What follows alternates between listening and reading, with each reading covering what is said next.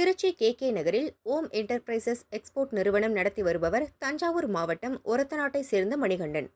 அவருடன் 2 மாதங்களாக தொழில் ரீதியாக பழகி வந்த காரைக்குடியைச் சேர்ந்த பாலு மற்றும் கணேசன் ஆகிய இருவரும் மணிகண்டன் அலுவலகத்திற்கு அருகில் உள்ள இடத்தை விலைக்கு பேச ஞாயிற்றுக்கிழமை வருவதாக தெரிவித்தனர்.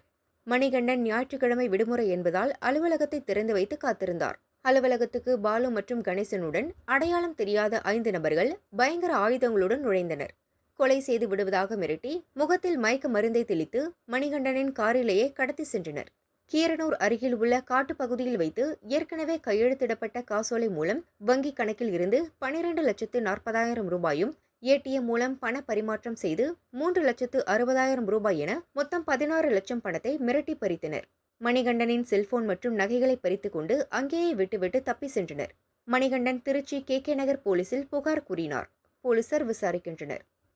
என்கிட்ட காரை ஒப்படைப்பு பண்ணி 3 மணி பக்கம் ஆகி போயிட்டு, அந்த 3 மணி பக்கமாக தான் என் காரையும் என் மொபைல் ஃபோனு எல்லாத்தையும் ஒப்படைச்சிட்டு அந்த ஏற்கனவே அக்கௌண்ட் எடுத்த காசு ஒரு 3,60,000 எடுத்துட்டாங்க. ப்ளஸ் பார்த்தீங்கன்னாக்க ஒரு 10 லட்ச ரூபா ஒரு அமௌண்ட்டு செக்கில், இன்னொரு அமௌண்ட்டு பார்த்தா 2,40,000 அமௌண்ட்டு, மொத்தம் கணக்கு பார்த்தீங்கன்னாக்க ஒரு 14 லட்ச ரூபா 16 lakhs. அந்த 14 லட்ச ரூபா பணத்தை எடுத்துகிட்டு தான் என்னை ரிலீஸ் பண்ணி விட்டுட்டு அது எஸ்கேப் ஆகிட்டானுங்க. இதை பற்றி வெளியே சொன்னாக்க உனக்கு கொண்டு போகிற சொல்லிட்டு ஒரு மாதிரி மிரட்டு கொடுத்துட்டானுங்க. ஆனால் பண்ண பாட்டி பார்த்தீங்கன்னாக்க எனக்கு முன்ன அறிவும் கிடையாது.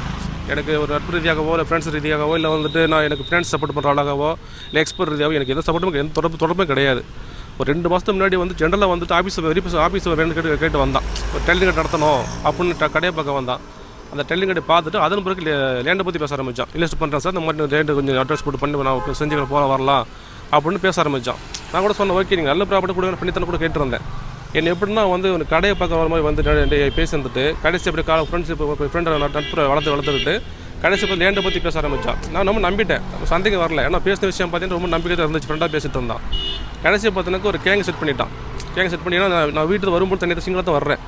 சிங்கிளாக போயிட்டு இருக்கும்போது தான் ஏதோ வேறு கணக்கு போட்டு அமௌண்ட் எடுக்கிறது மட்டும் பிளான் பண்ணி பணத்தை ஷூட்டிங் போட்டான். பணத்தை எடுத்துகிட்டு அவனோட நோக்கம் வந்து ஒன்லி பணத்தை இது பண்ணணும், பேக்கப் பண்ண தான் அவனோட வேணும் வேலை. பணத்தை மட்டும் இது பண்ணிவிட்டு மற்றபடி எனக்கு பெருசாக ஒன்றும் இது பண்ணல. இல்லை ஒன்லி மிரட்டல் எல்லாமே மிரட்டல் கொடுத்து பணத்தை எடுத்துகிட்டு எஸ்கேப் ஆகிட்டானுங்க.